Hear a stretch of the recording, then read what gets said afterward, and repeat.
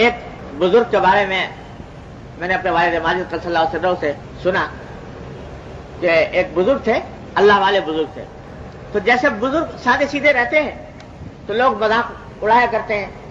آج کل بھی ہے نا، یہ ملا جو ہے، ملا صوفی، یہ اس قسم کا کہہ کے لوگ مذاق اڑاتے ہیں ایسے آدمی، کہتے ہیں دنیا سے اس کا کوئی تعلق نہیں ہے، تو ان کا بھی مذاق اڑایا کرتے.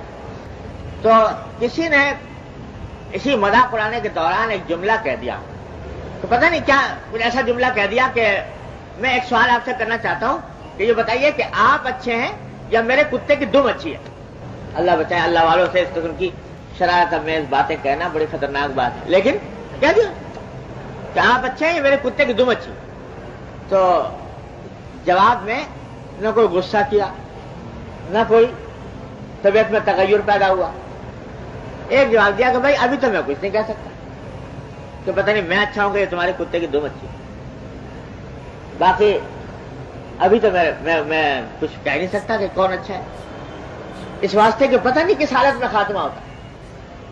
اگر خاتمہ ہو گیا ایمان کے اوپر، عمل صالح کے اوپر، تو بے شک میں اچھا تمہارے کتے کی دم.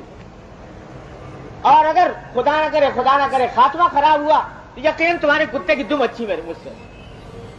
اس واسطے کہ وہ کم از کم جہنم میں نہیں جائے گی، اس کے اوپر کوئی تکلیف نہیں، اس کے اوپر کوئی عذاب نہیں. اور اگر میں برے حالت میں مر گیا تو پھر اللہ بچائے کتے کی دم ہی اچھی ہے مجھ سے. تو یہ اللہ کے بندوں کا معاملہ ہوتا ہے کہ وہ خاتمے پر نگاہ رکھتے ہیں. اس لیے فرمایا کہ کسی بھی بد سے بدتر انسان کی بھی ذات کو حقیر نہ جانو، بد سے بدتر انسان کی ذات کو برا نہ کہو، اعمال کو بے شک برا کہو، اس کا عمل خراب ہے، وہ شراب پیتا ہے، وہ کفر میں مبتلا ہے، وہ فسق و فجور کا مرتکب ہے. اعمال کو برا کہو لیکن ذات کو برا کہنے کا جواز نہیں، جب تک کہ معلوم نہ ہو کہ پتہ نہیں کیا ہونا.